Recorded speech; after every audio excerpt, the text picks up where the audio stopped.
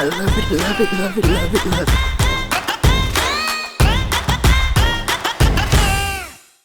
Hey guys, what's up? You're listening to the Last Light podcast here with myself, DJ Starling, and we got Tyler Geiger here today. His name rhymes, and that just makes it cool, man. Yeah, I appreciate it. I like that. Appreciate it. Yeah, I got two guys in green, and I'm the odd man out here in gray. That's the same with your coffee. Same with my yeah. We got two guys drinking black, man. I drink my coffee with my creamer. I can't drink it black, man. I tried. If I already have enough, hair everywhere. It seems like I have to keep it shaved all the time. It's an acquired skill. Yeah. If I do any more, I'll be like a hairy beast or something like that because I have to. Let's say I try to keep it all trimmed up, but anyhow, it's another subject for another time. Here we go. Yeah, I will, man. We'll go all. I got ADD. We'll go in all kinds of tangents. Yeah. Tyler. So what you guys may not know, you're probably figuring out who is Tyler. I'm going to ask Tyler who he is actually, and because I could kind of go through what he's doing, but I would kind of rather you explain what you got going on because it's really, really cool. And DJ may not even know all the ins and outs of it, but sure. So Tyler, who are you, buddy? And tell us, kind of what it is you're doing, and we'll kind of go from there. Yeah, so like you said, my name is Tyler Geiger. I guess that does somewhat rhyme a little bit. I'm from a small town outside of Michigan. Oh, really? Yep, outside of Michigan. I'm sorry, outside of Ann Arbor, in Michigan. First podcast here, so we're gonna mess up a couple times. So yeah, I moved to Tennessee probably coming up on 3 years. Really? Okay. What brought you here? Work. And okay. Just basically a change of scenery too. Okay. So. And what do you do? I'm a police officer. Oh. Yeah. Okay. Yeah. So about 45 minutes north of here. So. Okay. Yep. Okay. Yep. Yeah. So we moved down here for that. It's been great ever since. It's a lot of learning. That job is constant learning. Yeah.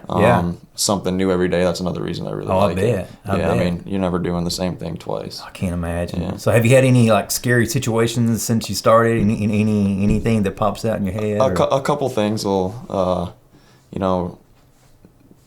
yeah. I mean, a couple close calls. Yeah. But I mean, that's just par for the course. That's why we signed up. Somebody has to do the job, and luckily, I work with a lot of good people that you can trust, and so that helps. Well, see, I see you got some guns already, so you don't even have to carry. He's got two pair of guns. I don't know if you guys can see this guy's arms here, but I'm trying to get like you. Yeah, man, I tell you what, he looks like John Cena over here. Jeez. Yeah, I'm telling you, man. All 170 pounds of me, right? Oh man, I tell you what, 170 pounds of ripped muscle.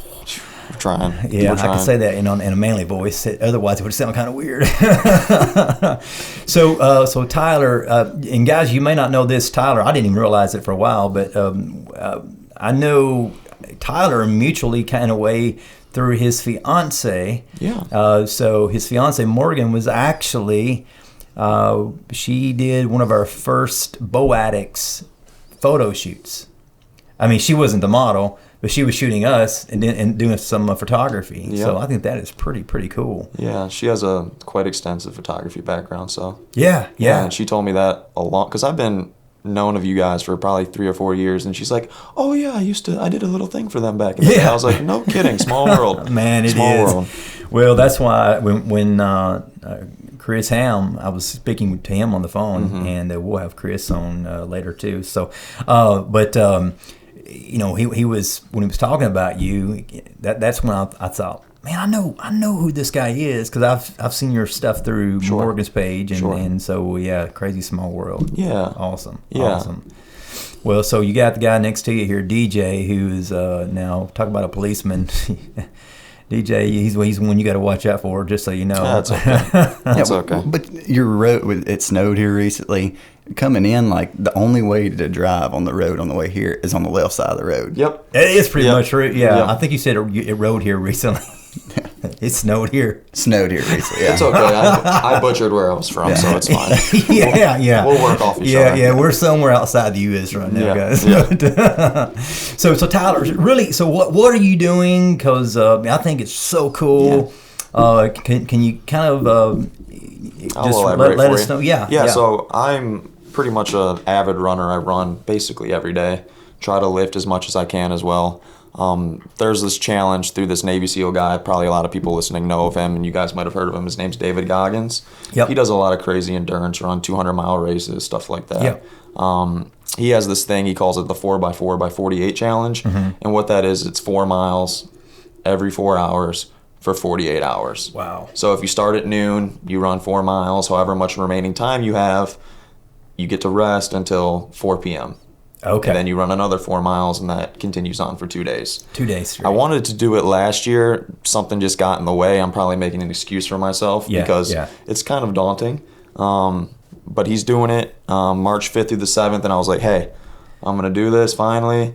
And I didn't want to just do it just for myself. I wanted to do it for something bigger than me and try to raise some money for something that I care about. Okay. And what is that? Yeah, that is a foundation through HHA USA and Chris Ham.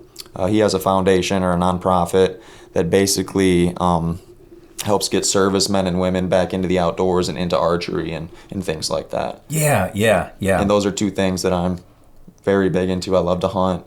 I love shooting my bow. I try to do that almost every day. So that kind of hits home with me. I don't have a military experience, but I do kind of do the police thing. Yeah. And I know how important it is for me to just get out in the woods. Sometimes I don't even care if I see a deer. Right. You know what I mean? Just to get out there and reflect. And if I can help other people do that, me suffering for a couple days and running a few miles to raise money for those people to be able to do that is important to me. So is there something chasing you while you run? Nope. That's what I'm thinking. I used to run, man, when I was younger, and I got turf toe one time because I got all into it, and I started doing the treadmill stuff when I couldn't do it outside. And I said that I had a Nordic track, one of those like super incline, and I guess it caused some turf toe dude to man, and I couldn't do anything for like 6 months, and I got better. Then I had a fracture or something in the other foot. So man, I think it's just crazy because when you don't think about 48 hours, man. That's even the mental aspect of that has to be just insane. And I think about a few years ago, whenever I decided that I'd got overweight and needed to do working out, I followed this guy. I couldn't run. I can never get into it. It's not my thing. And I know people say it's an addicting thing. My wife got into it for a while where she loved to run. But I got on this program where I was lunging 800 meters every day. Wow. And that's kind of that same thing. It's a mental thing. Like whenever you get past that 400, 500 meters every day, you just got to do it. And I know once I did it for several months, it got to just, I didn't want to miss it. But as far as running goes, like unless somebody is after me or there's something I'm running to, like I just can't do it. It's not me. Running to the Wendy's or something like that. When the Krispy Kreme signs flashing hot. I didn't tell. So DJ here a while back, we were talking after a podcast, and he was like, "Oh man, I may have you kind of hit me out with a nutrition plan or this and that," and I'm on the phone with him like 2 days later, and he's at Zaxby's. He's like, "Yeah, I'll take the something number 4 combo 10 with fingers the tossed and wimpy." Yeah, with a large sweet tea." I'm like, I love it. Yeah. So pretty funny. So let me ask you: Are you raising money in any way through this? Or I am. Yeah. So we have a fund through PayPal. All donations can be made through that. That link is in my bio of my Instagram, and I know the Archery Den is partnering up along with you to kind of help promote this, and you can just you don't even need a PayPal account. You can just put your credit card in. And we'll put that link in the description below, whether you're watching on YouTube right now or listening on podcast. We'll have that. Yeah. The goal was $1,000,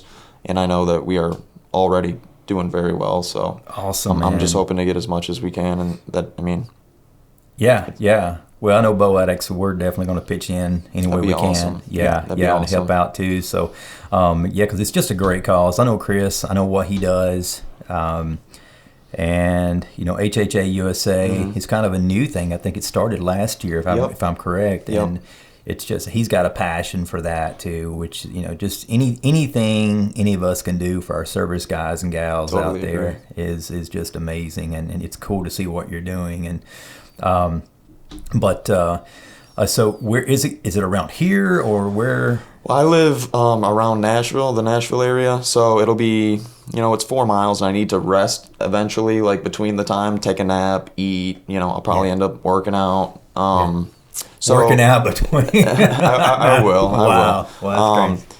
But I'm going to switch it up. There's a couple parks. Piercy Warner Park is close to my house. The Ag Center is close to my house. Yeah. I can't run the same route for 48 hours. Yeah. I mean, I'd go stir crazy. Running I was thinking maybe a track. Yeah, no, well, that's even worse because you're just looking at the same trees the whole time. Yeah. So I'll be mixing up the routes, and I'm trying to encourage people that are local, even if they don't know me, to reach out to me. And if they want to come and get 4 miles in with me, I would love that because I train alone. Like I run alone every day. Yeah, and I see your Instagram page. And it gets quite boring and monotonous at times. So even just to talk with somebody or just suffer a little bit with somebody else makes the world a difference. Yeah. So if I run with you, I'll run like 400 yards. That's maybe, okay. Something like that. That's okay. That's all right. I won't run with you, but maybe we need to document this. And we'll be the guys on the motorcycles next to him, That's kind fine. of like on the Tour de France or whatever, or we'll get some our 10-speed. What do you call it? Maybe our mountain bike. I know e-bikes. Well, You could. if you want to sponsor us with e-bikes, we can. Be perfect. If anyone wants to donate, Get you a we bird will scooter. follow him around on an e-bike. That's right. Get you a bird scooter. Whatever it takes. Yeah. That's awesome. So, did we say when? Maybe you did March 5th. It'll be and March 7th. 5th through the 7th. I believe my first run will be on the 5th at 10 p.m. 10 p.m. 10 Oh, wow. p.m. So you're running in the dark, too, Yeah, man. so 10, 2, 6, and so on and so forth. Wow. Yeah. That is crazy, man. Yeah. Nope. Yeah, I can't I imagine. ain't doing it. Yeah. For the record, I hate running. Do you really? Yeah, I do. I don't really like it at all. You just... I just love like the discipline of it. Yeah. I like doing it because a lot of people don't like to do it. Yeah. I'm kind of weird like that. I enjoy doing things that not a lot of other people enjoy doing. So when do you like get up in the morning early, or do you do it in the afternoon, or what? Do you have a schedule? I do. So I don't follow any training program whatsoever. I kind of just go off the cusp. I try to run 7 miles a day minimum. Minimum. Wow. Yep. So that's about an hour for me. I'm not the fastest runner. I just like to run far. I've done a few ultra marathons. I mean, those are 6, 7, 8 hour days in the mountains. So yeah, I get up. I try to get that good sweat in and then lift for a half an hour just so I don't turn into a skinny little ultra runner. I like to be able to do both. I like to lift weights and be able to run at the same time. So that's kind of my schedule. I don't have like a block of I need to get this many miles in this amount of time. If you want to run far, I think you have to run a lot. Yeah. So that's just what I do. Yeah. And before the podcast started, you were telling us Cam Hain has nothing on you. Is that right? Gosh. There you go. It's Haynes, not Haney. Yeah. Haynes versus. I can't. No way. We can't get our words right. Haynes versus Geiger. I wish. Oh man, that's pretty cool though. I really do. I think it's amazing what you're doing. There again, I watched you on Instagram. I don't stalk you, but I've seen your posts there, and I do see you running quite a bit. I mean, I run quite a bit. I think I saw maybe it was yesterday or something. I saw a post or someone recently. You were like I said, I run almost every day. That is just Don't lie, crazy. Chad's a creep. It's okay. Yeah. You can run, but I will find you. You have to run. You have to run with me one time now. You know that. Man, everybody's listening. So if I run, first of all, I'm going to have to get better shoes. The last pair of shoes I bought, I thought I just buy shoes if I think. Well, two things. If I buy shoes, it's like once every 2 years. I'm frugal as anybody. For anybody who knows me, but. I'm like, oh, well, that looks pretty cool. But I've learned real quick, if a shoe, don't buy it just because it looks cool. Now, do you run in any certain type of I've had shoe? 7 different pairs of the same shoe, like different Really? colors. Yeah. Now, I run in Sauconys. They're like $150, which is expensive for me. But you can get, 400 miles or so. Yeah. And I log on my Garmin app how many miles. And then once they get close to 400, I can feel it too. Like my shins start to hurt and the padding goes down. So yeah, depending on how much I'm running, sometimes I buy a pair of shoes every 2 months, unfortunately. But yeah. Wow. Man, I think one time Brooks maybe worked well. My buddy runs some Brooks. He likes them. And I've had Nikes. Nothing against Nike, but man, I've had challenges here and there with like shin splints, where and it's crazy that a shoe will make that much of a difference. It really does, and the shoes I run in, I don't think they look cool at all. Yeah, but it doesn't matter to me. Right. It's not a fashion show. It's another reason why I love running. You don't need anything. Right. I have a watch that tracks how many miles I run. Yeah, and I have a pair of shoes that prevent my knees from hurting. Yeah. You know what I mean? Pair of shorts and I'm out the door. Yeah. That's crazy with like insoles. I got reading last year because we normally try to take a trip out to Wyoming, public land every year. Hopefully me and Chad are going to Colorado this year. But as I look for boots, because the guy that I go with, Chase Jolander, he's a big CrossFit guy. I mean, just huge into it. And he's really in shape and I'm really not. And he likes to just put the miles on him. And we did like 60 something miles walking and I don't know, like 4 days, 5 days hunting. Yeah. And as I started reading on boots, like what kind of boots do I need to wear? A lot of guys were like, the boots do matter, but fitted soles, like get some custom made soles to put in those. And they talked about the difference that it made. So that's probably the route I'm going to try this year. And yeah, I did a lot of research last year on boots, man, and it was overwhelming. And I started asking guys, what do you wear? And everybody has their opinion. But one thing that most had the one comment pretty much everyone said was, don't get a new pair. Don't go out there and try to hike up mountains or what have you. You got to break them in for the most part. Now, I guess there are some boots out there that I've been told that are pretty good off the get-go, but most are like, don't do that. I remember that Caribou right there, I'll tell you. So I was in Alaska, and I didn't have any boots with me, but I had these brown, it's shoes I wore to college every day. I'm talking like just normal leather, lace up. Are they Timberlands? No, they weren't. These were like, not waterproof. They're almost like moccasins or something, And man, I had to walk. It was about 3 3/4 miles up through a bog, because out in Alaska you got water, you got marsh areas, rocky terrain, you name it. So I had to walk all the way through that up this mountain area, 3 3/4 miles, back and forth. It was 3-4 times in one day. And by the time that night I had so many blisters, my feet were bleeding and everything else. Man, it was just total misery. But so lesson learned for me. Let's talk hunting. Where do you hunt at? I hunt in Whites Creek. I got permission out there through a guy that I met. His name's Chris. He's been great. So I kind of had 50 acres of his property to hunt, and it was awesome. I've never really had like kind of my own little piece. It's not mine, right? But he doesn't hunt. You're the only one that has permission. I'm the only one who has permission. So it's been super cool to just scout in the off season and set up my stands and just kind of learn the terrain. I am not used to the terrain out here. Is that right? I'm from the Midwest. We are in Whites Creek. It's mountain territory. So it's serious country. Yeah. And I am not used to that.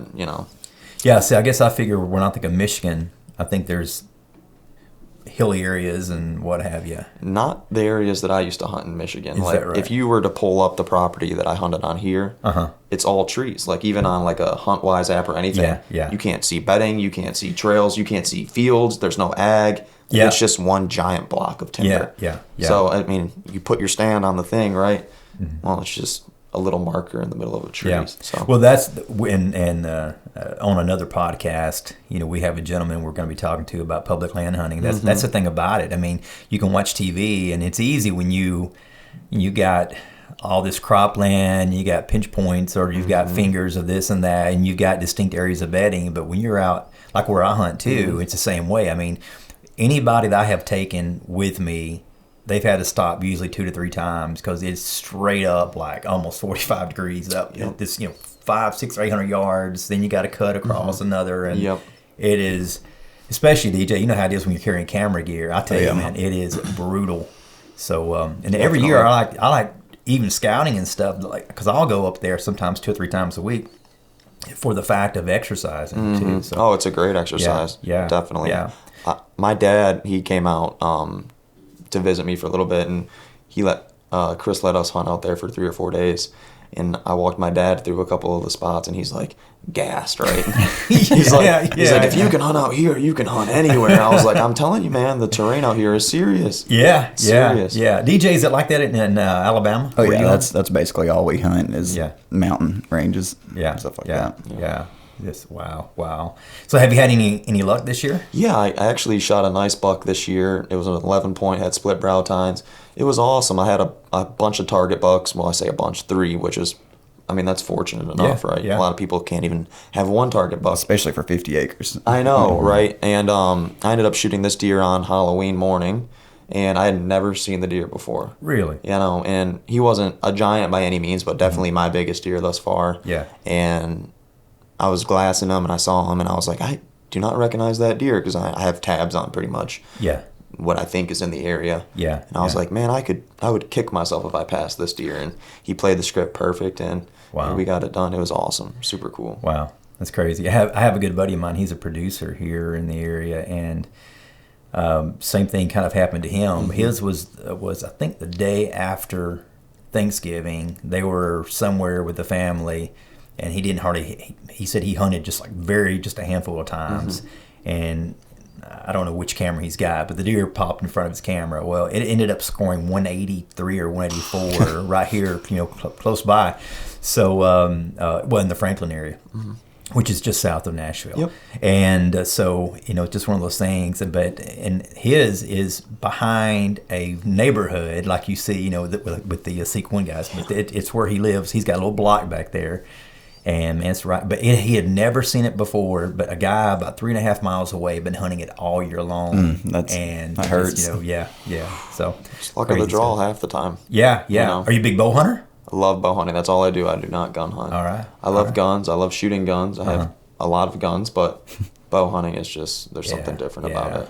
I'm right there with you, something man. different about it. Yeah. There we go. We can't advertise this on Facebook. He said guns. Yeah, right. Yeah. Oops. Oh, man. DJ, where are we at on the time, too, buddy? Do you know? 22 minutes. Okay, 22. We're good to go. Yeah, we're doing good. So you like? I'll ask you what bow you shoot. I mean, not. I mean, all the bows out there are good now. I shoot Matthews. Yeah, okay. I got the VXR last year, and then the V3 is in the mail, counting down the days for that. Oh, you got it coming, huh? Yeah, we do. Yeah. We do. We're excited about that. Did you shoot the 28 last year, or did you shoot? I did, yep. And then this year, everyone's like, you got to get the 31, you got to get the 31. And I shot it, and I was like, yeah, you're right, I got to get the 31. So. Yeah, I went straight for the 28 last year, too, and just never shot that one because I didn't want to have to want something else. Right. Yeah. Well, see, I had the Trax a couple years ago, and the 28. And me personally, I just couldn't get. I couldn't. Great bow. I don't know.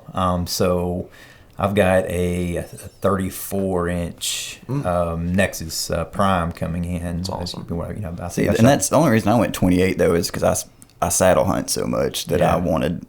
I thought it would make a difference having that shorter bow. And honestly, 31 to 28, it's not that big of a deal. I don't think. Right. No, it's not. Yeah. Well, see, I grew up hunting with like a 40-inch bow for years. 38, 40. Because back when we were young, everything was just. Had stone wheels and. Yeah, man. Hunting out of ground blinds, you name it. So, I figured. I mean, I just.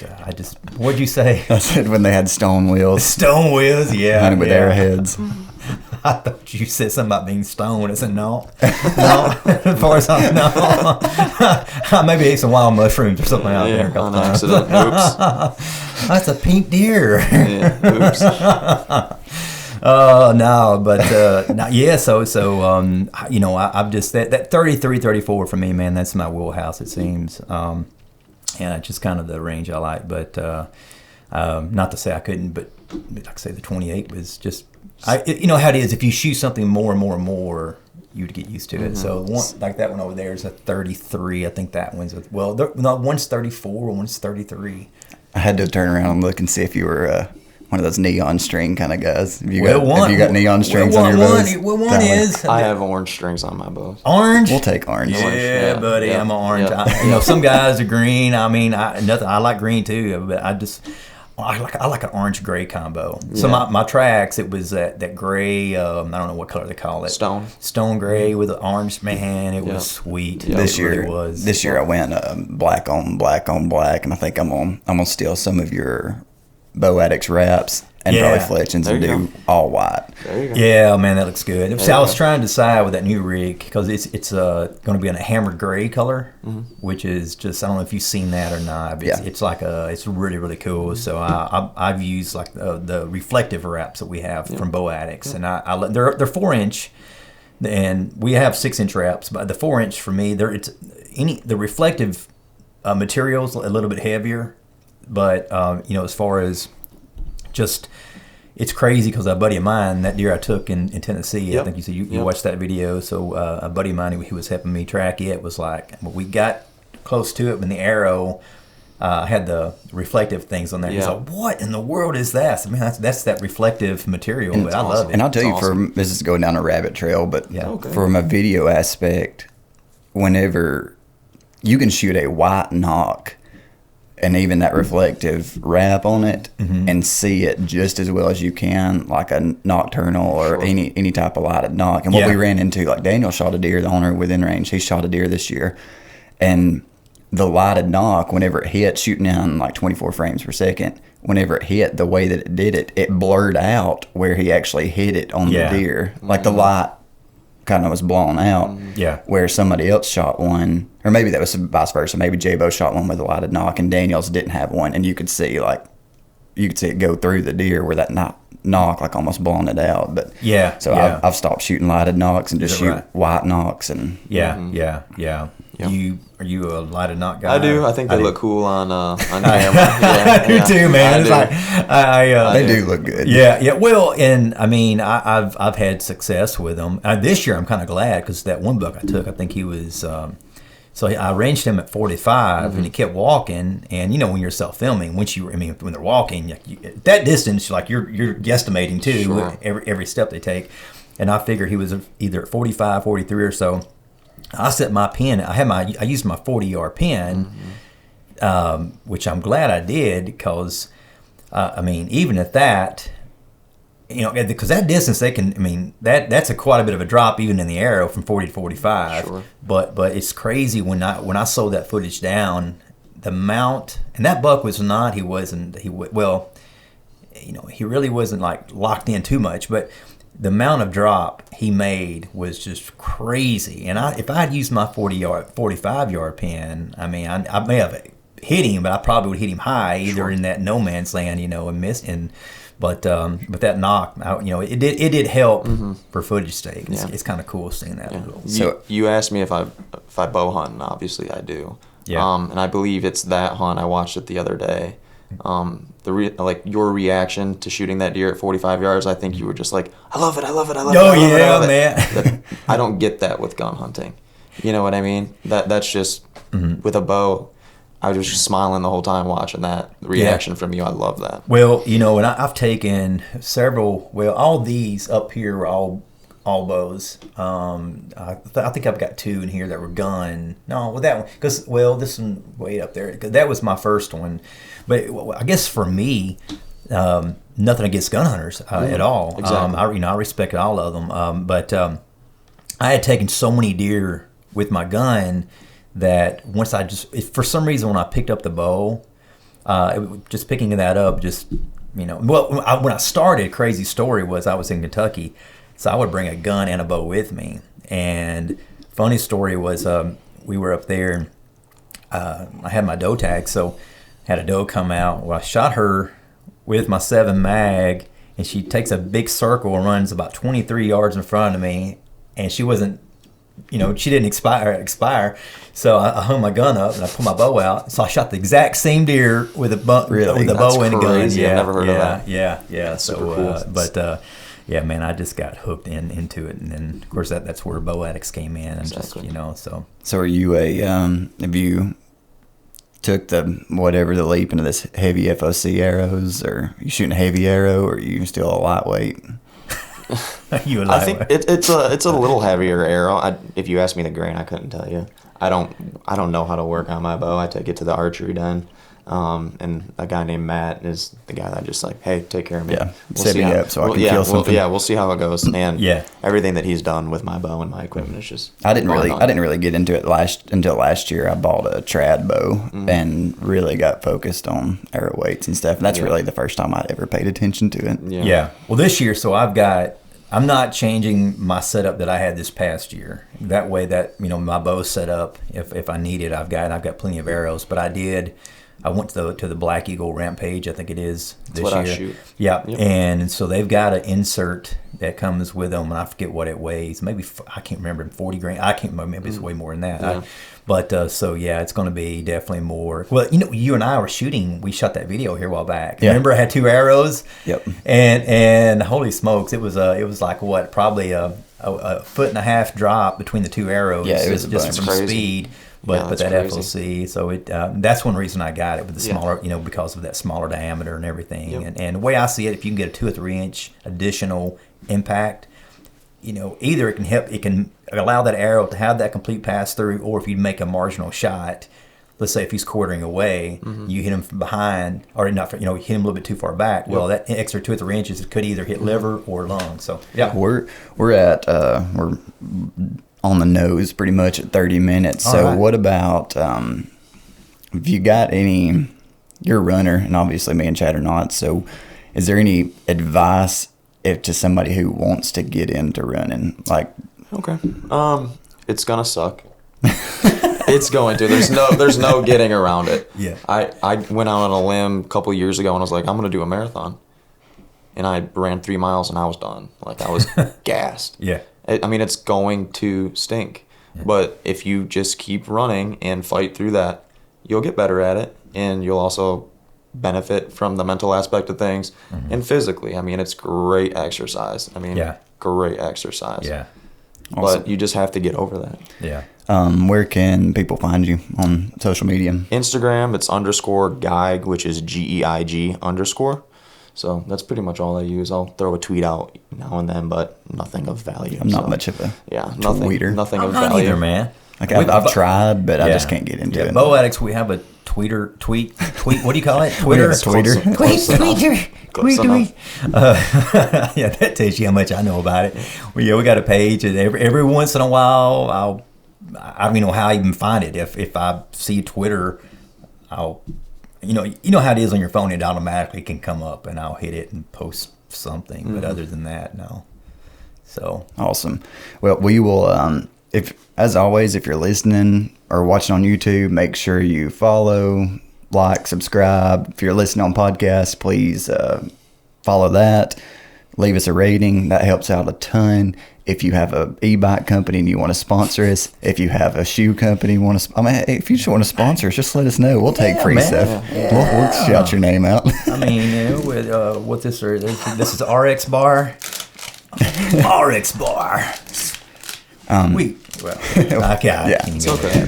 We'll get the word out. I don't know what you guys say. You got your a mountain ops bar over there too. Well, big thanks to Tyler for coming in, being our first guest that we've ever had on the podcast. Really? Yep. First guest. Yeah. How about that? We'll never have him back, but no.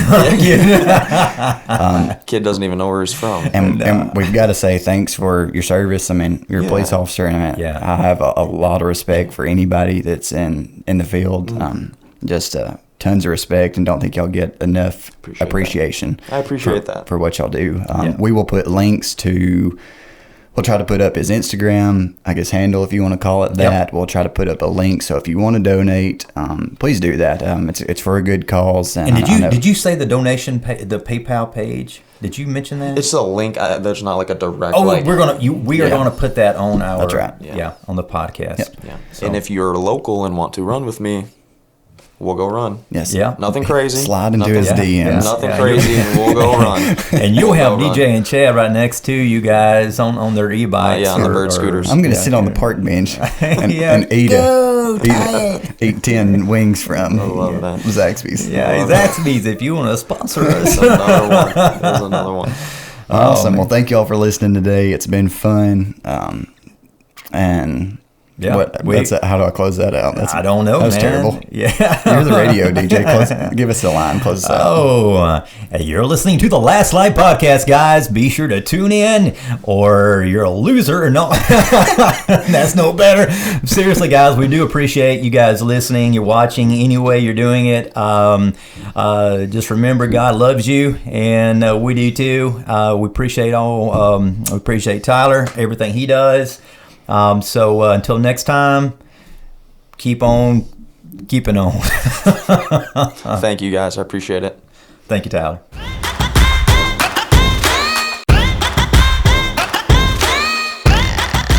I love it, love it, love it, love it, love it.